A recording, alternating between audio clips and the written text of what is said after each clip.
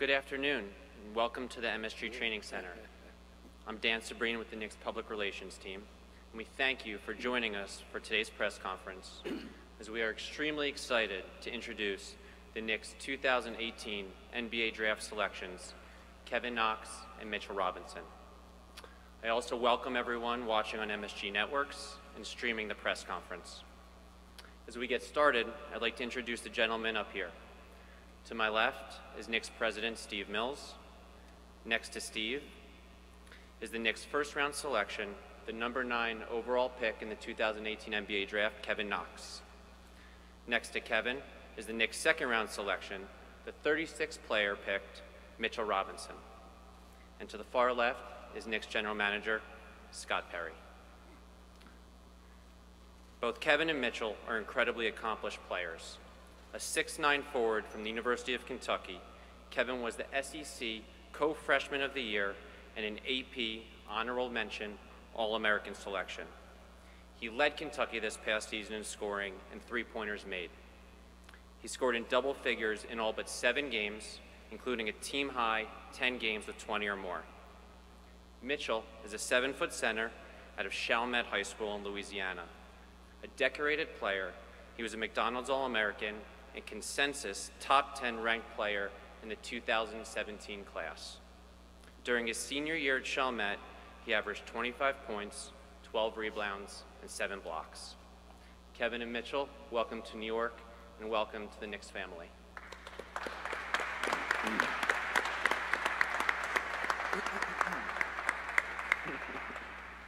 We'd also like to recognize Kevin's family here in attendance today and Mitchell's high school coach. Welcome. As well, current New York Knicks players Damian Dotson and Frank Ntilikina, thank you for joining us here today and your fellow New York Knicks teammates.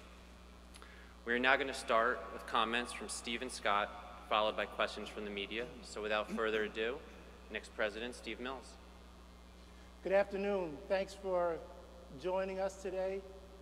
And as we get started, first thing I want to do is congratulate Scott Perry for putting together what I thought was a great process in terms of how we wanted to approach getting to where we are today. About 2 or 3 weeks before training camp started last year, we got together. Scott brought all the scouts in. We laid out how we wanted to approach getting to this day. We talked about how we wanted to cover the country, how we wanted our international scouting to look, what we expected of all the scouts, how we wanted to get together and process information. And I think he did a really good job that put us in a position that, you know, while we had a lot of debates leading the week before the draft, the night before the draft, we knew exactly where we wanted to be. And the only thing that could change whether or not these two guys were here was what happened ahead of us. We knew that we wanted Kevin at the 9th pick. We had spent a lot of time with him. We spoke to the coaches down at Kentucky. We watched him throughout the course of his career and spent time with him and understand there was something special, not only about his basketball abilities, the length, the athleticism, his ability to play the game where we think Coach Fizdale wants to coach and the way we think the current NBA is going, but there's also a competitiveness inside this kid that doesn't show up all the time in his demeanor. We sat and talked to him and listened to how he interacted with 5 other players through dinner and different conversations, and there's a competitive sense in him that we knew was the right fit for us here in New York. And so that's when we decided that he was the guy that we wanted to go with. And Scott and I have a mutual friendship with an agent, Raymond Brothers, who happens to represent Mitchell Robinson. And we've been talking about Mitchell as a guy that we would be really lucky if he made it to 36. We flew Mitchell in, spent a day with him, getting to know him a little bit, talking through dinner, talking about his journey, what was important to him, what was challenging to him. But we knew just athletically, his commitment to being a great basketball player, his desire to grow as a person and a player, he was somebody special. And we were really excited that he was still there at 36. So we're really excited to have these 2 young men to join the other young guys that we have, but we think they're very complementary to the youth and the athleticism and the length and what we're trying to do in terms of turning the Knicks back into a great basketball team.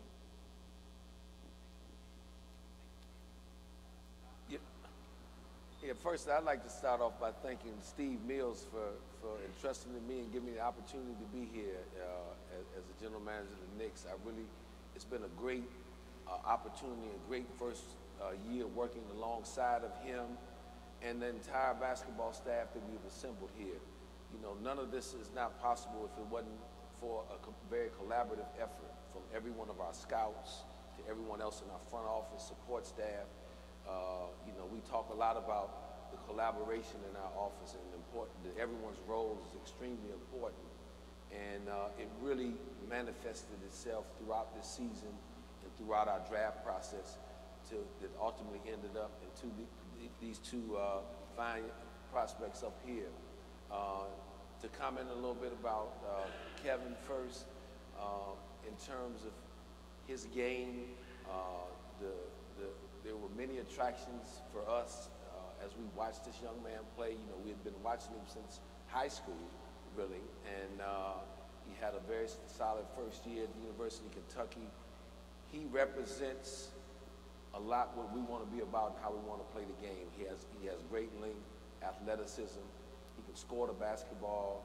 He's a multi-positional player, and we think his upside, his ability to grow as a player in this league is tremendous. And in Mitchell, watched him in all of the high school events a year ago, and he was a standout. Most athletic big really in the class, we felt. The fact that he was still able to be there at 36, we're excited about this. We're excited about his upside potential. Again, another long athletic player. We talked about our need as a basketball team to get much more athletic because we're going to want to play with a lot more pace and want to be aggressive defensively. And these guys have the physical attributes to do that. And the final thing I want to comment about is we talked from the very beginning about our strong development culture here. And that obviously was one of the main reasons that led us to hiring Coach Fizdale and the staff that he's assembled. We have tremendous confidence in them and their ability to be able to develop these young men, not only as players, but as help develop them as young men too, as they grow in this league. And so we're really excited about that. I know everyone's ready to get to work as soon as these cameras stop flashing here today with the press conference. So again, excited, and again, want to thank the entire Knicks organization for helping make this happen here tonight. Thank you, Scott. Now we're going to open up the floor for questions from the media. If you'd like to ask a question, please raise your hand. Microphone will be brought over. Just please state your name and affiliation. Thank you. Alain Anazone from Newsday. You guys, what are your expectations as rookies? How do you think you're going to fit in? You know, you're young, but I'm sure you can't wait to get started. What do you think you'll be like your first year? Yeah, personally, I mean, I'm just ready to get to work. I think me and Mitchell, we fit really well in the way Coach Fizdale really wants to coach and wants to play. I think we'll fit really well with the rest of the players and young guys, and we'll learn so much from them. I'll learn a lot from some of the veterans on the team. And I think throughout the whole season, I think we're just going to keep getting better as a team and as players. And I think as the season goes on, we're just going to gel pretty well as a team. To kind of follow up on what Kevin said, yeah, so we fit in with the team, you know, to get hard, work hard every day, and get better as a group. Yeah, hi, Mitchell. Mark Berman, New York Post. Could you just explain kind of the journey of you attending a couple of colleges but never playing, and then, you know, deciding to drop out, and why those decisions were made?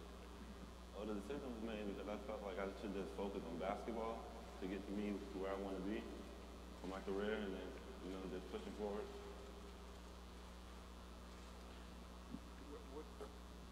What did you do specifically to train? Were you able to play in any games while you were training, or how did that go? No, I didn't really play like no pickup game. I did straight workout every day, like from 9 to 5, every day, all day. You know, one of the things to add, you know, the guy spent, again, a lot of time. He had, you know, was very familiar with who was training him at the time, and former player that he worked closely with, I know, and the young man is dedicated to the game, and we really, we know he wants this. You know, it's a decision he made, a conscious decision he made to go ahead and go about it that path. I don't think he's the first guy to do that, and you know, obviously he ended up here today, and I think he's ready to get to work for us. Ian Begley, ESPN. Kevin, for you, there's a lot of talk about your positional versatility, both ends of the court. Where do you feel comfortable on offense? Which positions, and which positions do you feel comfortable defending? I mean, I think like you said, I can play pretty much any position on the floor. But I mean, with the league going where it's going today, I mean, you see a lot of guys, the wings, playing the four. You see playing the three, their natural position. So, I mean, those two positions kind of where I see myself, being able to be everywhere on the floor, handle the ball, be able to be off the ball, be able to shoot the ball. So, I mean, I just think, like you said, I can pretty much play anywhere on the floor.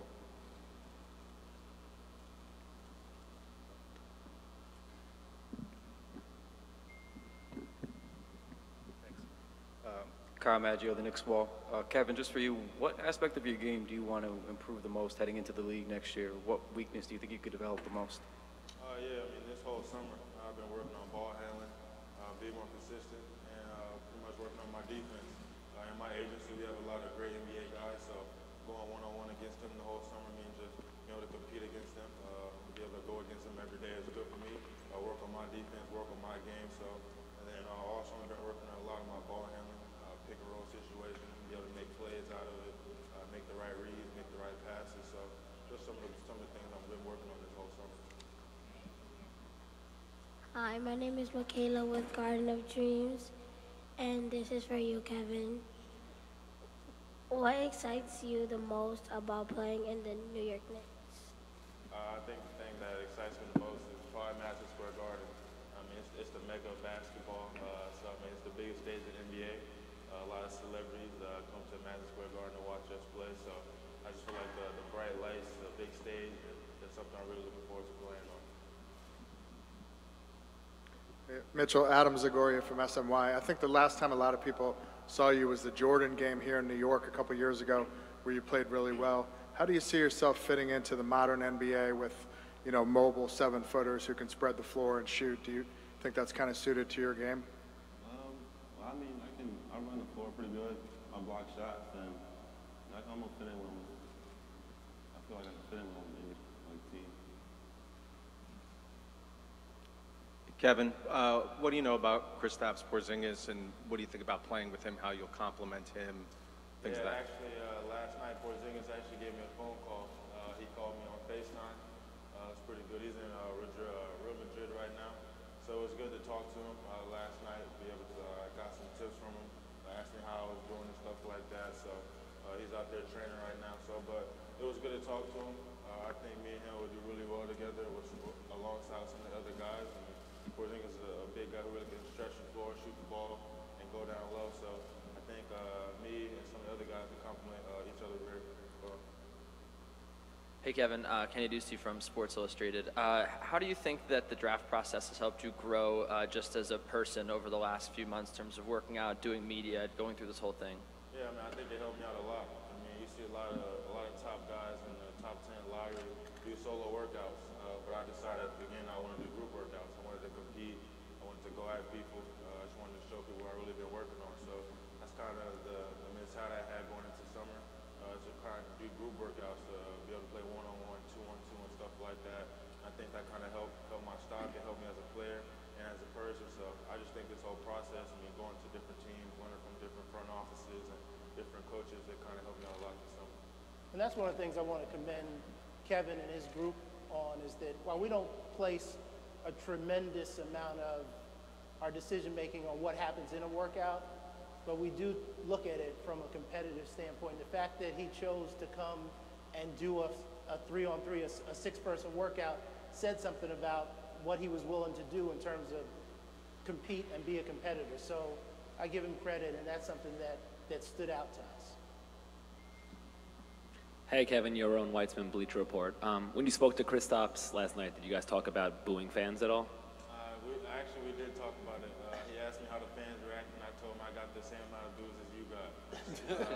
So it was fun. He just laughed, and he said, it's all motivation, it's fuel to the fire, and he said, just work. And he said, sooner or later they'll be cheering for you. Hey Mitchell, Stephen Bondi with the New York Daily News. Seeing as you haven't played in the competitively for a year, where's your game at right now, and how important then is summer league and training camp and all that for you right now? Well, since I didn't play a whole year, like I just stayed training, so I mean, my game has improved. I'm just ready to show it out on the court. And I would add, obviously summer league will be big, and the whole getting acclimated to the NBA game, I think this summer will be big for him, and training camp. And I know Coach will probably talk a lot about that later. That's more his department, but big opportunity for both young men. Actually, it'll be their first taste when they go out to Las Vegas for what the NBA is a little bit alike. Kevin, Steve Popper from the Bergen Record. You've been on a big stage at Kentucky and now what you're facing here, but how much, when they talk about development, how much patience do you have for that, for taking the time to slowly build yourself into what you want to be? I mean, yeah, I know as young as I am, I know I got a lot of work to do, and I'm going to be very patient. I'm going to get with a lot of coaches, a lot of player development coaches, and just work on my game each and every day. I know there's a lot of different parts of my game that I really can get better at, so I'm just make sure that I keep working every day. Like I said, I'm very young. I got a lot of years to play. My body's still young, so I'm just going to make sure I stay in the gym and just stay with the coaches and improve my game every day. My name is Michaela from Garden of Dreams, and this is for you, Kevin. What basketball player inspired you the most? Growing up, I kind of watched Kevin Durant all the time. I've been a fan of him ever since he was in Seattle Sonics. So I've been a fan of him ever since he's been in college at Texas. So that's kind of been my guy growing up. I've been able to watch film on him, watching him play in all the finals and all the games. So that's kind of what I like to watch. But now I'm in the NBA. It's kind of competitive now. So I'm really looking forward to playing against him. This is for Scott and Steve. Just free agency coming up. What's the strategy and the plan, and do you feel that you'll have the mid-level exception, or do you think maybe you'll have more than that, depending on Ennis? I probably would prefer to talk more about that on another venue and just really focus here on these guys here today on the draft. But we're not going to be highly active people in the summer as it is, but we'll get into more detail with you as it gets closer to that. Kevin, Chris Eisman from the Bergen Record. Over the course of your year at Kentucky, what is the area of your game that you feel like you grew the most in and maybe grew the most comfortable in and developed over that course of that year? I think something that helped me a lot was just learning how to play off the ball. Growing up in high school, elementary, I've been ball dominant, but it's an aspect of your game that you got to learn how to play. In the NBA, you're not going to have the ball in your hands 24/7, so I think at Kentucky, my role is, you could say, is pretty much to play off the ball. I'll be able to make plays off the catch, and I think that kind of helped me as far as I get to the NBA, because like I said, the ball won't be in your hands 24/7. Kevin, Fred Kerber from the New York Post. I know you addressed this last night, and you said that you used it as motivation, but when you heard those boos originally, what was your real initial reaction? Were you annoyed? I'm assuming you didn't get booed at Kentucky, but what was that like? It was cool. I'm not going to be upset. I'm not going to cry about it. The only thing that was going through my head was I got drafted to the New York Knicks, and how happy I am for myself and my family. I wasn't really paying attention to no boos or nothing like that, but it's fun. It's fun to see all that. Like I said, motivation is fuel to the fire. I love seeing stuff like that, and it just motivates me to get in the gym more. Hey Kevin, you shot 34% from three at Kentucky. Here the line moves back. How much can that improve? And do you see yourself a real three-point threat in the NBA? Oh yeah, that'll improve a lot. That's something I really worked on this summer. I know the line got a little bit deeper, so it's a little bit different type of shot. But that's something I worked on all summer. That's something I'm prepared for. Continue to keep working on it. But I think it shouldn't be a factor for me. Brian Mahoney, Associated Press. Steve, as far as adjustment time to the NBA game, last year, Frank was picked about the same time, but coming from Europe, and I imagine that's kind of an adjustment with Kevin coming from, an SEC school. Do you expect it to be quicker or about the same type of learning curve?